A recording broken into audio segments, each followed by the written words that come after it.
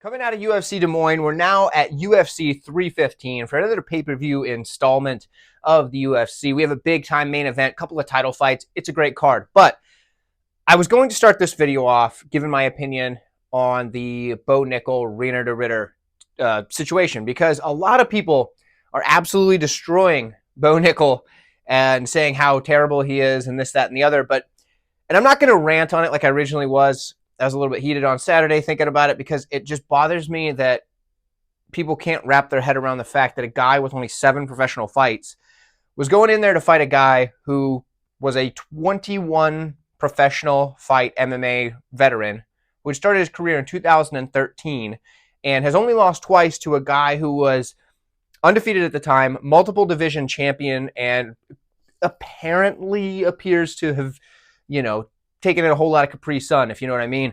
The dude was a juice box, and that's his only loss. Anatoly Macklin. That's the only loss that Reinier de Ridder has. Okay. Neither of those losses were in the middleweight division, although one's light heavyweight division is kind of like the middleweight. Either way. Point is, the other one was in the heavyweight division. He lost to this guy. That's it. So Bo Nickal, after 7 wins and only training MMA for 3 years, is expected to go in there and beat this guy? That's crazy talk. And before you're like, oh, you're coping, whatever. No, I picked Reinier de Ridder. If you're new to the channel, go back and watch it. I picked him. So, point is, I just think it was a little bit absurd for people to write off Bo Nickal as this like bum, this trash can, this fraud, when he lost to a guy that he should have lost to. And if he didn't have this like name value from a different sport, it wouldn't have been viewed in that same way. But either way, that's enough of that. I'm sure everybody's going to still be angry in the comments and shake their fists. I don't care. Let's get into the fights. Let's talk about some fun stuff. Links are in the description. We've got some fantastic matchmaking here in the featherweight division. This is actually a really solid, fun fight. I think you guys are going to enjoy this. Candidate for fight of the night early, and I'll tell you why here in a moment. But we've got Daniel Santos, 11-2, 4-1 in the last 5, taking on Jeong Lee, 11-2, 4-1 in the last 5. So on paper, matchmaking's great. Stylistically, matchmaking's even better. Let's talk about Jeong Lee first. Dude's a solid striker. He's got very fast combinations. He works the body. Dude's got some power in the hands. He puts his punches and kicks together well. Really good movement. But something that seems to work out for him a lot of the time, obviously didn't work out, his last one, but he's willing to turn fights into a brawl. And the dude can swing in the pocket like it's nobody's business. He'll cover up and he'll just keep firing back, and he doesn't care about it. He loves a brawl. That's awesome. Except when your opponent also likes a brawl and they might be just the slightest bit better. That's when it becomes a problem for him. So this can be really good. Could also be really bad. That's why it's got the plus minus. He's a good grappler as well. He's got pretty solid takedown defense. If he gets on top, his ground and pound's good. He picks his shots really well, and the dude's got a fast arm bar. He's not so much a grappler first as he is a grappler when put in that situation or when he needs to use it, but he definitely wants to make it a brawl. On the other side, we have Daniel Santos, who is no stranger to a brawl himself. He's a good striker with plenty of power, very good leg kicks. I love the knees. His kicks and knees are going to be his best weapons here, and I think that's what he's going to want to use in this matchup.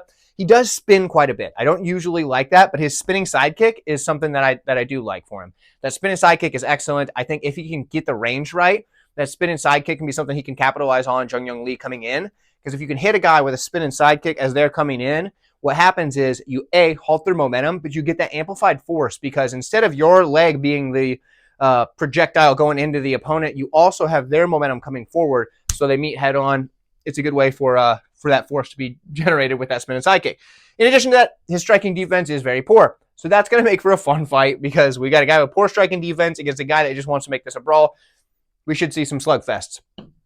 In the grappling, he's got good jiu-jitsu, and I say jiu-jitsu instead of just grappling in total, because he doesn't really blend his grappling arts. It's simply, if he ends up on his back, he's going to start working from his back, looking for submissions, things like that. He can be held down or content to work off of his back and use that jiu-jitsu.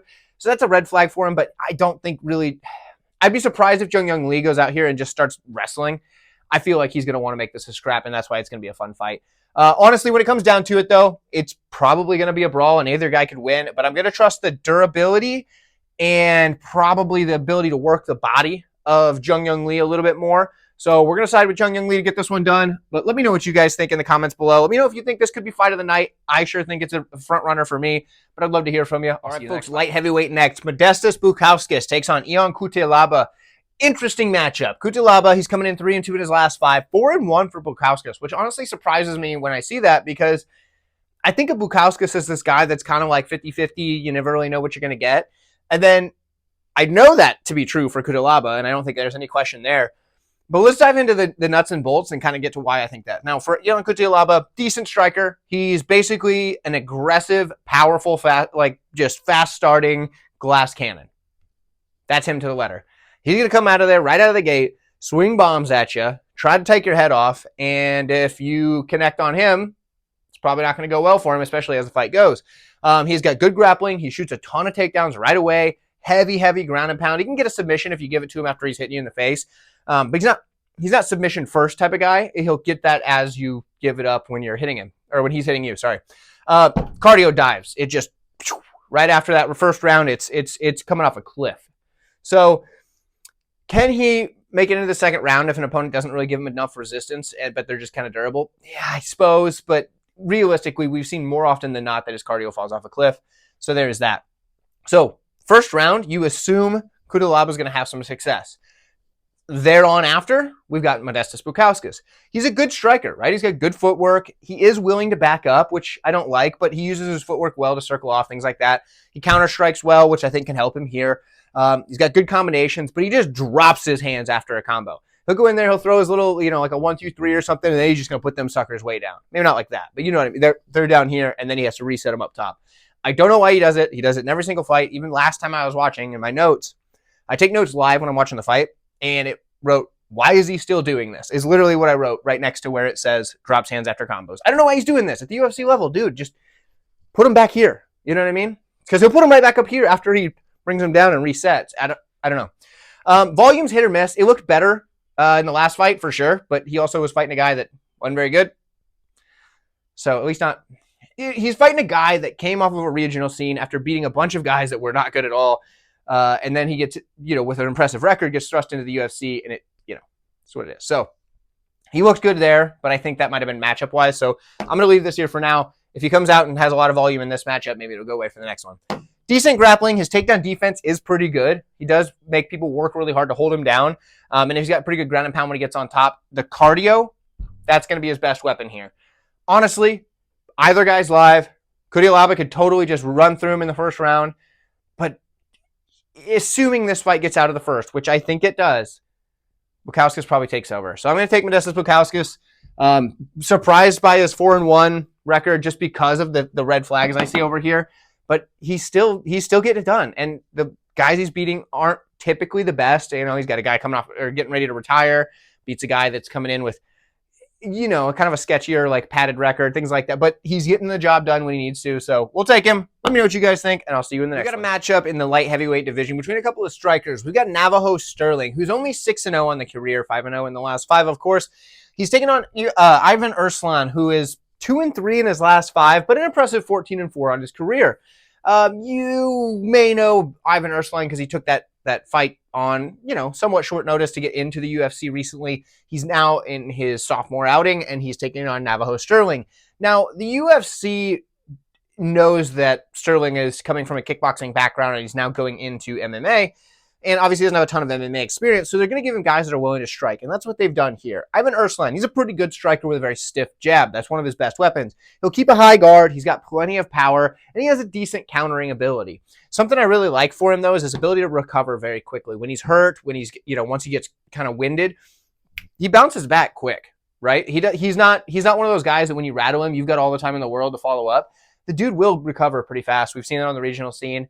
It's something that he, just has that ability. Some people have it, some people don't. It's like a genetic thing. It's not like you can't train your recoverability as far as when you get hurt, So that's just a bonus for him. Decent takedown defense, works to get back up. I don't think he's going to have to worry about that. Navajo Stirling's not going out here and wrestling, so there you go. But it's there. On the other side, Navajo Stirling, he's going to be the more polished striker here. It's going to be up to Erslan to mix things up. in this matchup if he wants to be able to get this to the grappling range. So for Navajo Stirling, he's a solid striker. He works the body really well. He's got a good variety of kicks. He feints well. He's super accurate with his striking. That comes from setting it up with the feints, of course. Mix of combinations and single strikes. So he'll come in with maybe a combination, and then he'll throw a single shot, and then maybe another single shot, and then you'll start thinking okay, I need to counter him off that one shot, and then he comes back with a combo, and it changes things up enough that it makes his opponents kind of have to guess when they can try to counter strike with him, and that's how they end up getting caught themselves. He controls range extremely well. He transitions from at range striking into the clinch really well. And then in the clinch, he's extremely good with those knees, but he also breaks back away from the clinch to range really safely without taking a lot of damage. Now, we don't know much about his grappling because in his 6 fights, we haven't really seen enough of it to take any notes on, anything substantial anyway. So that's what we've got. Honestly, I think the UFC is doing right by Stirling here to make this matchup against a guy who is going to want to strike with him, somebody who is primarily a striker in themselves. Erslan, yes, he could mix in the wrestling. He could mix in the grappling. He probably has more experience in those areas than someone like Stirling. But I think the UFC did that on purpose. Navajo Stirling is probably getting this one done. I'm taking him to get the win. Let me know what you guys think in the comments below, and I'll see you next up. We've got the women's flyweight division. Jessica Andrade. She's 2-3 in her last 5 fights against some of the top-level competition. She's now taken on Jasmine Jasudavicius, who is 4-1 in her last 5, coming in with some momentum here. Now, for this one here, we've got Jasmine, who is a decent striker. She's going to come forward with a ton of volume, and she's got durability to back up her, so-so striking defense. But keep in mind, she's going to have like a 6-inch reach advantage and a pretty substantial height advantage in this matchup. So with that said, I do think she's going to get a little bit more leeway in her, somewhat shaky striking defense because she's going to be able to land her shots much earlier than Andrade will be able to land hers, though the skill is just kind of overwhelmed with pressure and volume. Now, for grappling, this is where she gets things done. She's a solid grappler for sure. Excellent top pressure. Defensively, she's sound everywhere. Takedown defense, submission defense, etc. Very good ground and pound. She starts mixing that stuff in and starts really hurting her opponents. And there's so many fights for her that you're like, yo, ref, when are you going to stop this fight? This girl is just obliterating this woman's face. And they don't seem to stop it. And then she locks in that Darce choke because she does have a pretty good Darce. She's also got really good ability to cage push and control her opponents there if she's struggling to get the takedowns. And she has cardio to do that for easily 15 minutes, but probably much, much longer. We've seen this girl put out output that is just unheard of and still not look tired. So all of that said, the grappling is going to be the key path to victory for Jasudavicius here. On the other side, Jessica Andrade. Going to be the cleaner striker, but she's going to have to get through that danger zone into the pocket.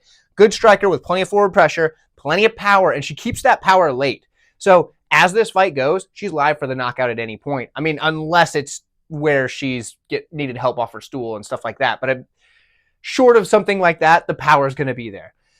Plenty of volume, but the problem is sometimes she's wide open to counters because she's so much shorter than these girls, and she really has to lunge in there with these big shots to be able to close that gap and land those shots. So she does end up being open for counter strikes.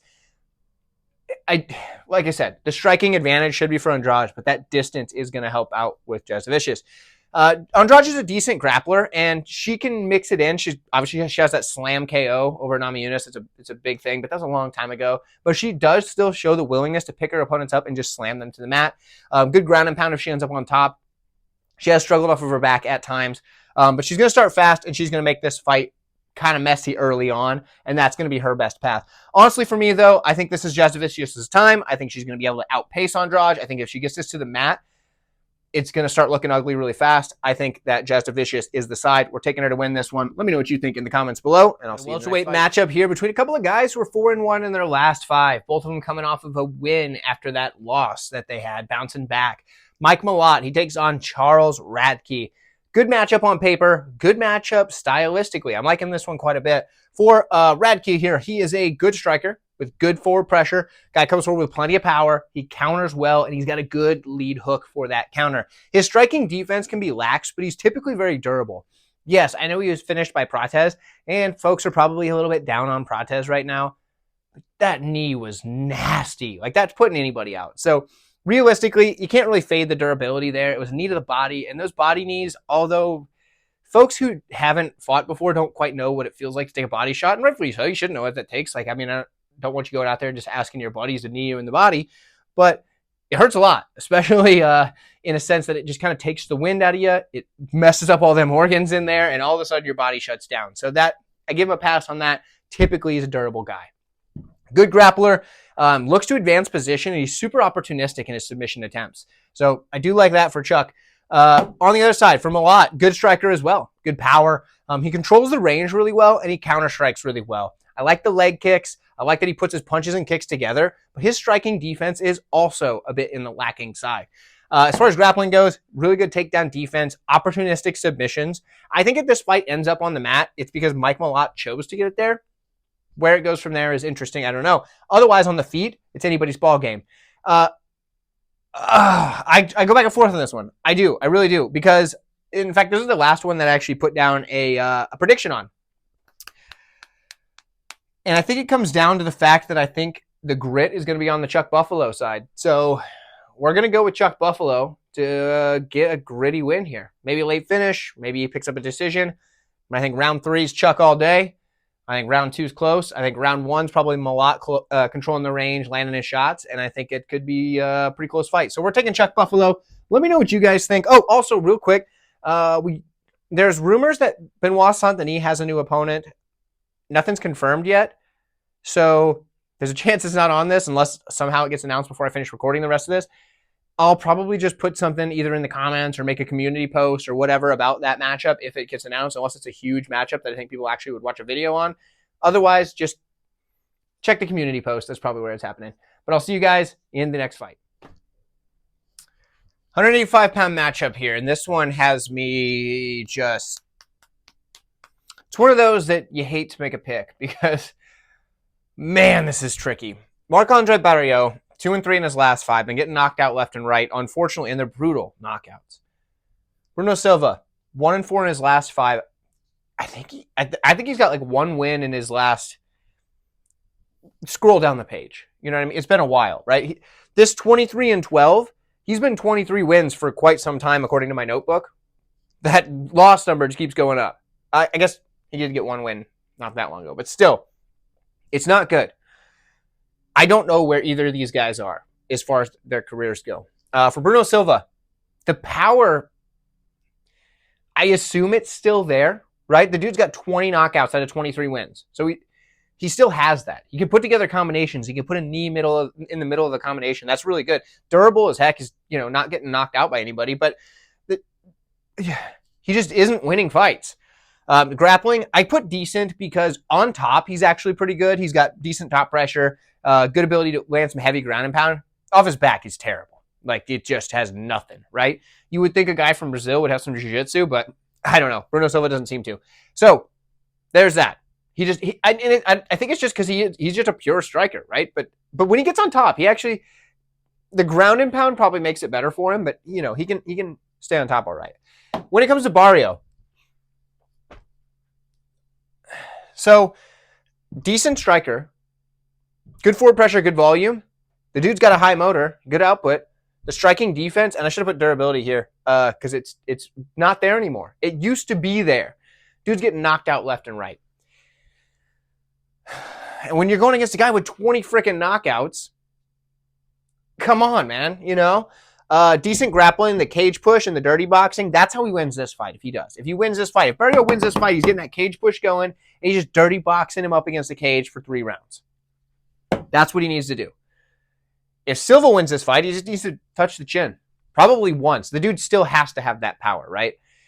I don't know. I don't want to make a pick. I'm going to pick Barriault because I just think the overall game of Bruno Silva has just not shown up since that Pereira fight, which was quite a while ago now, right? So I'm going to take Barriault, but please, please, please stay away from this with your money.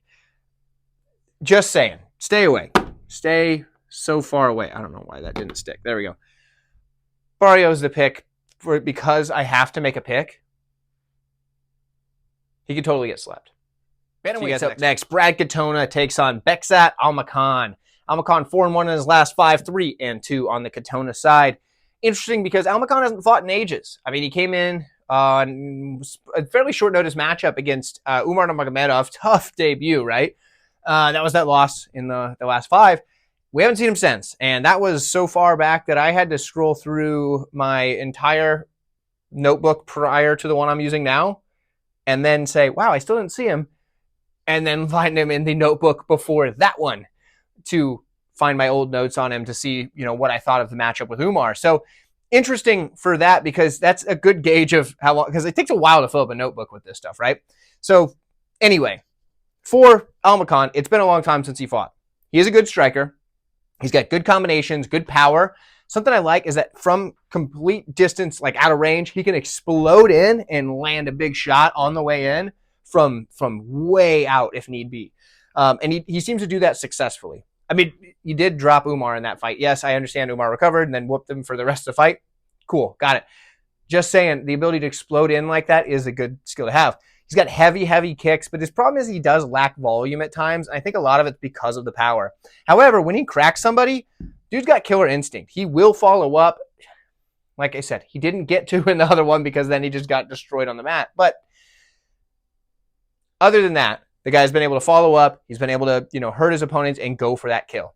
Now, he's a good grappler. He's got good takedowns. Single leg seems to be his best move. He uses that pretty well. Good scrambles, good ground and pound, but he does struggle to hold his opponents down. And I think some of that comes from the fact that when you're ground and pounding your opponent, you got less control on them because the two of the weapons, or at least one of the weapons that you would often use to secure your opponent, is now used to smash them in the face.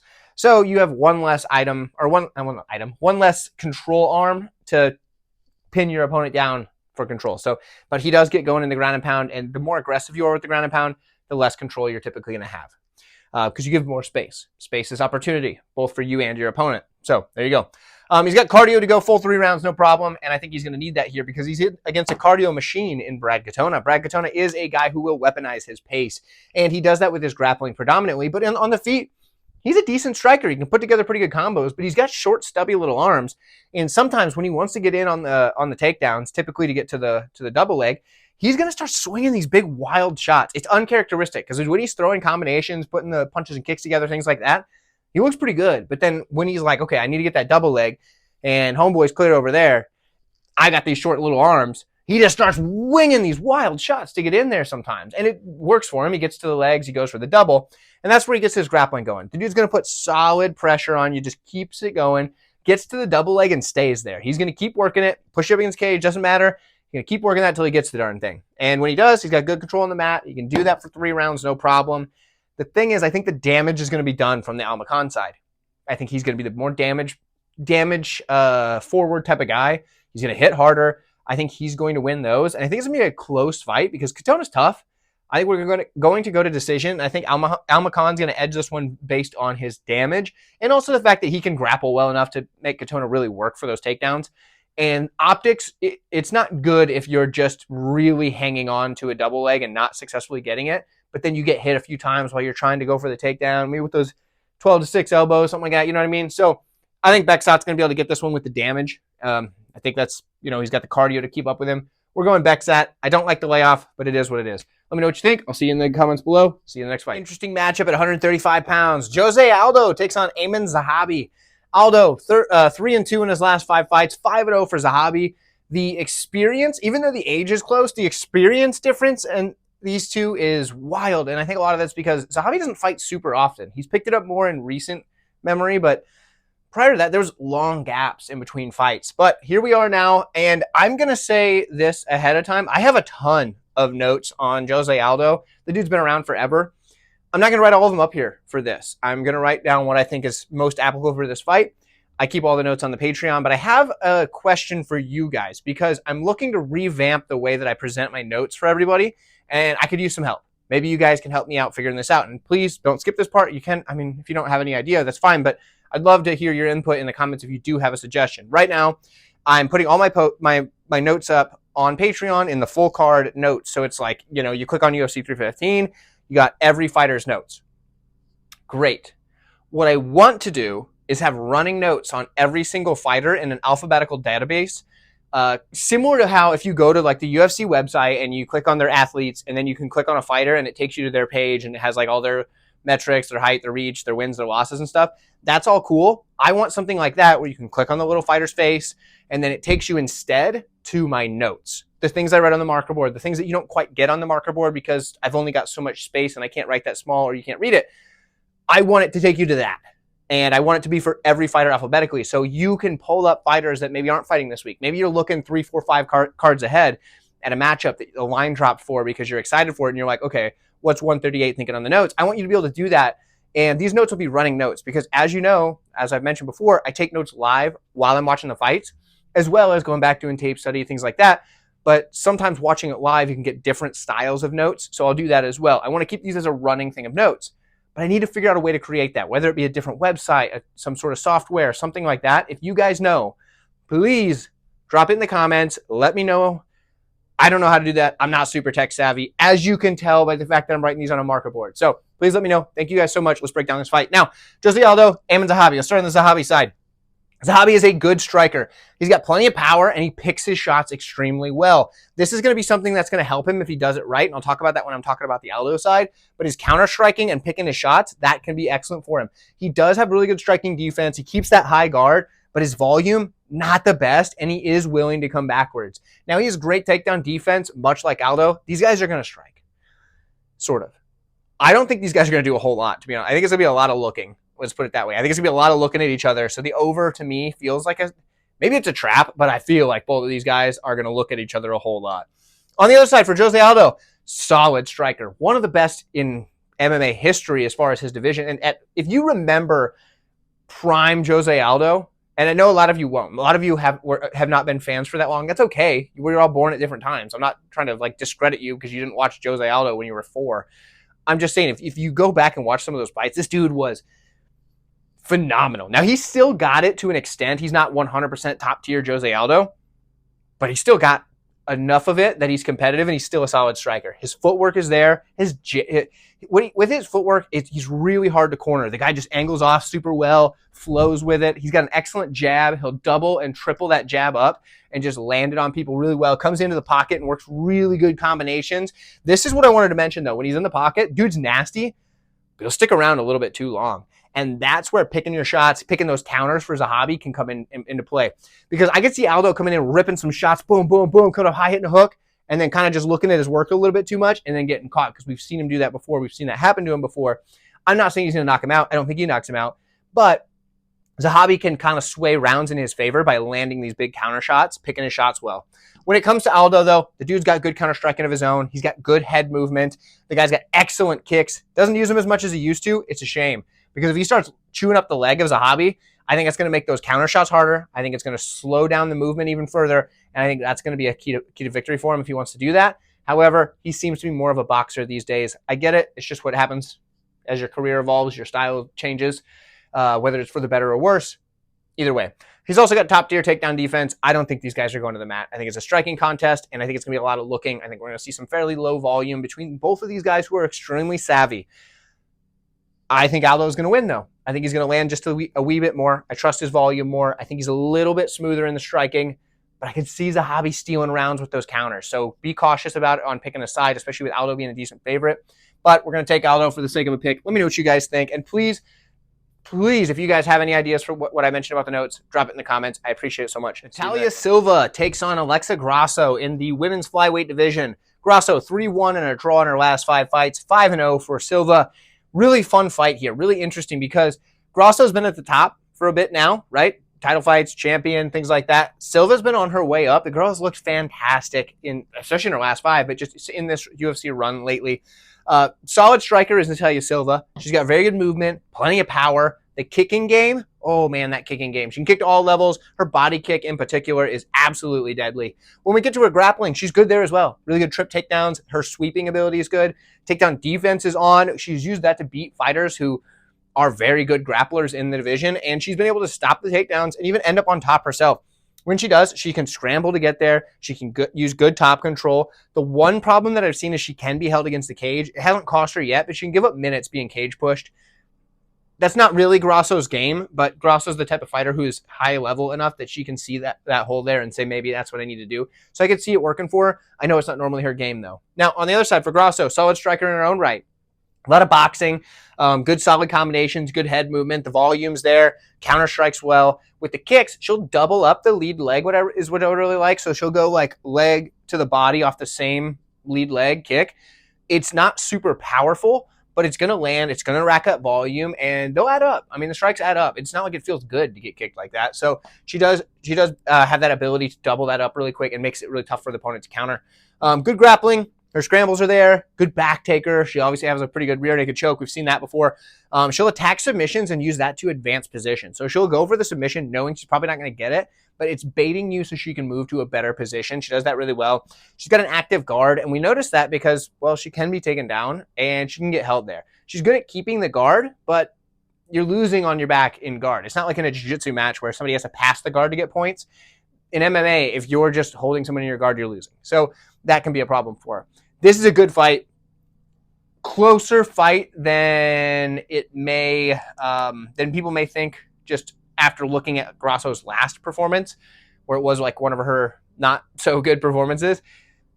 But I think that was just a thing where she fought the same person so many times, and that person figured out her style and her strategy just a little bit more than she figured out theirs. So that's what it was.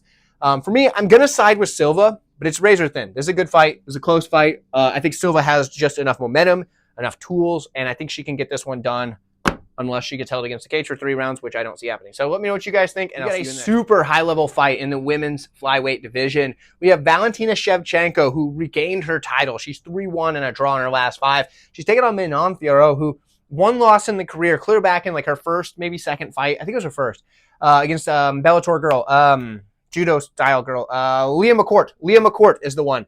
She's 5-0 in her last 5. That only loss is way, way, way back in the career. It was a good fight, right? It was fun. Anyway, so let's break this one down. Fiorot's been looking great in the UFC, and she comes in here with a solid striking arsenal. The girl has very good kicks to all levels. She uses that side kick to control the range extremely well and keep opponents where she wants them, but she's got a powerful roundhouse kick that she can put it to either or any of the 3 levels that she wants to. Good counter striking as her opponents come in. Say they crash the distance, trying to follow that side kick back in. That's a good way for people to try to negate that side kick for range control. She's really good at when she puts that kick down, snapping a punch out, landing something heavy. She does a really solid job with that. Good combinations. She flurries extremely well when she's got her opponents hurt. When she hurts somebody with maybe a kick to the body, maybe hits them with a move we're about to talk about here in a moment, and then she just flurries in. I love that style from her, and it's set up by the Superman punch. Now, people like the Superman punch. It's not super effective, not high percentage. The way she does it, it's awesome. This is the way my coach used to teach it, actually, back in the day. Now, I understand my coach isn't a UFC coach. It's fine. But it's an interesting style because the way that you chamber your kicks, which is the way she chambers her kicks, she brings them here with that high chamber, and then she'll snap out her kick, right? It's really impressive the way that she does that, but it sets up that Superman punch because you program people, especially if you land in those body kicks, those side kicks to the midsection by doing this and then turning it over and land on the side kick. It's hard to do in here. I got a lot of stuff going on in this area I don't want to kick over.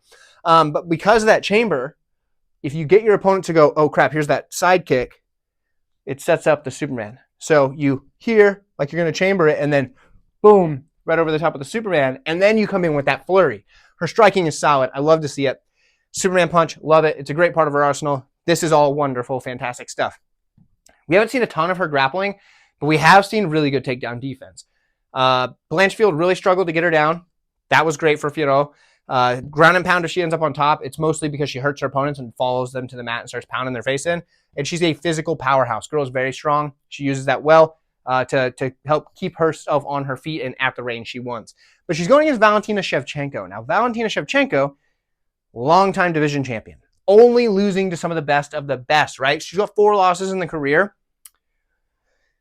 It's not very many. That's not very many. Long time ago for some of those, right? And they're all to high-level fighters. But we talked about Grasso a little bit ago. Grasso's a darn high-level fighter. And then what did Valentina do? She went back out and beat her twice. I know they said one was a draw. Valentina won that fight. I don't care what you say. Either way, Valentina, solid striker. She's got very fast kicks. She's got a good teep, good leg kick, and that shuffle kick she does where she just kind of, boom, hops in and comes back out. Excellent for just racking up numbers, right? Racking up numbers, volume, volume, volume. And it makes you kind of have to, start to respect it after a while because you're losing on the numbers game, and you don't want that. You can lose a fight that way. Good counter striking, combinations. She puts her punches and kicks together really well. Durable. We're not seeing her get rattled very often, almost never. Solid clinch. She's got very good trips, brutal knees in there. The grappling, this is something she can take advantage of because of a couple of things. First off, if she gets on top, her control, ground and pound, and especially from that crucifix position, lights out. But the thing that I like for her here, she's not shooting takedowns always in the way that people have in the past to try to get Fiorot down. Shevchenko's a very good kick catcher. What she'll do is she'll catch that kick and either go for the trip or come into the body lock and pull you to the mat. That is how I think she's able to get this fight to the mat when she needs to. And I think that's what's going to set her apart. Valentina Shevchenko is the underdog. You can't go wrong. I'm taking Chevy to get it done. I think she's going to be able to catch those kicks when she needs to. Not everyone. She's not going to catch every kick. But when she needs to, she's going to catch the kicks and she's going to get the takedowns. And when she gets on top, she's going to be able to do a lot of work against someone who, yes, has shown to be pretty good at stopping takedowns. We don't know what it's going to be like when she has someone like Valentina on top of her. So let me know what you guys think. I know a lot of people are on Fiorot. I don't blame you. I get it. She's looked very good in her run. One loss in the career, and it was a long time ago. But we're taking Chevy. I'll see you in the minute. We've got the main event of the evening. Quick reminder, if you've been enjoying yourself, maybe you learned a little something. Maybe you're just, feeling generous today. It goes a long way in helping content creators like myself by liking the video. Doesn't cost you anything. It's just one little click, little thumbs up deal. Appreciate it. So let's break down the main event. We have Belal Muhammad versus Jack Della Maddalena. And as you can see, my purple marker is starting to die. So good thing. I'm going to go pick up some more markers today. I'm probably going to get just a bunch of the black markers. Those seem to work the best, right? And I can do that because of the channel members. Channel members are the ones that keep the lights on, give me the light bulbs, I use that money for that, and I use it for the markers. I tried to go through all my pretty colored markers because I had them, so I figured I might as well. But we're going back to the black ones after this. At least that's what I assume.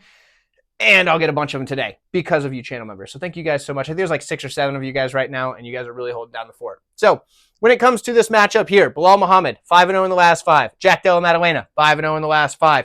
Great fight because it's a very much a clash of styles. For Belal Muhammad, only 3 losses on the career, only 2 losses for Maddalena. Both of them, it's been a while. When we look at these two guys, for me, it comes down to Jack Della Maddalena's striking versus Belal's grappling.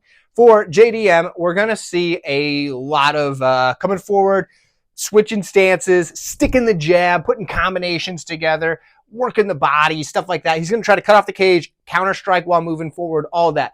That's what we're going to see from JDM.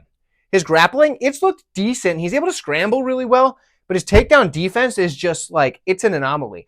Some fights it's really good. Other fights it's atrocious. You don't know. That's why it's like this. I don't have an idea.